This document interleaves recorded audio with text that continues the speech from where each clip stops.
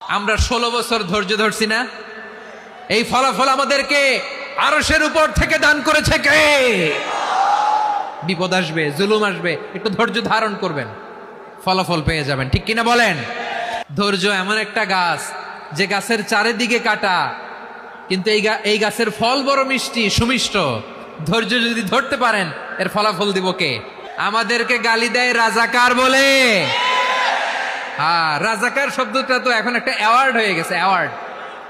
হ্যাঁ, রাজাকার রাজাকার গালি দেওয়ার দিন শেষ। হ্যাঁ, কি দিন আসলো, সুবহানাল্লাহ কইবেন না? আল্লাহ তো আমাদেরকে দেখাইছে, রাজাকার শব্দটা এখন একটা অ্যাওয়ার্ড হয়ে গেছে। সুবহানাল্লাহ, সুবহানাল্লাহ। পরিস্থিতি পাল্টে দিতে আল্লাহর সময় লাগে না, চিল্লায় বলেন ঠিক কিনা? আমাদেরকে বলে মৌলবাদী। এজন্য রব্বুল আলামিন বলেন, ওয়াসবির আলা মা ইয়াকুলুনা ওয়াহজুরহুম হাজরান জামিলা। ও নবী, ধৈর্য ধারণ করেন, ওরা যাই বলুক আপনি মন খারাপ করবেন না, ওদেরকে আপনি ইগনোর করেন, ওদেরকে দাম দেওয়ার দরকার নাই। ধৈর্যই আমাদের শক্তি, ধৈর্যই আমাদের সম্বল। ঠিক কিনা? আমার প্রিয় ময়মনসিংহবাসী, ধৈর্য এমন একটা গাছ। আমার দিকে তাকান, খেয়াল করে শুনেন, জরুরি কথা। ধৈর্য এটা এমন একটা গাছ যেই গাছের চারিদিকে কাটা, কিন্তু এই গাছের ফলটা বড় মিষ্টি। ধৈর্য এমন একটা গাছ যে গাছের চারিদিকে কাটা, কিন্তু এই গাছের ফল বড় মিষ্টি, সুমিষ্ট। ধৈর্য যদি ধরতে পারেন, এর ফলাফল দিব কে?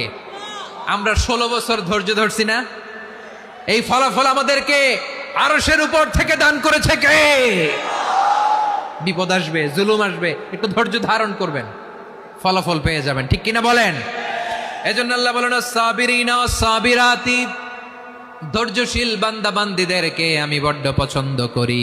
ওয়ালা নাবলুওয়ান্নাকুম বিশাইইম মিনাল খাউফি ওয়াল জু'i ওয়া নাকসিম মিনাল আমওয়ালি ওয়াল আনফুসি ওয়াস সামারাত ওয়া বাশশিরিস সাবিরিন। আল্লাহ বলে, এই জমিনে আমি ভয় দিয়ে, ক্ষুধা দিয়ে, জানমালের হানি দিয়ে, সম্পদ হানি দিয়ে তোমাদেরকে পরীক্ষা করব। এই পরীক্ষায় সফল হবে তারা, ধৈর্য ধারণ করেছে যারা। ইন্নাল্লাহা মা'আস সাবিরিন, ধৈর্য ধারণকারীদের সাথে আল্লাহ আছে রাডাই। ধৈর্য ধরতে হবে, ধৈর্য ধরতে হবে। ধৈর্য এমন গাছ যে গাছের চারিদিকে কাটা, ফলটা বড় মিষ্টি।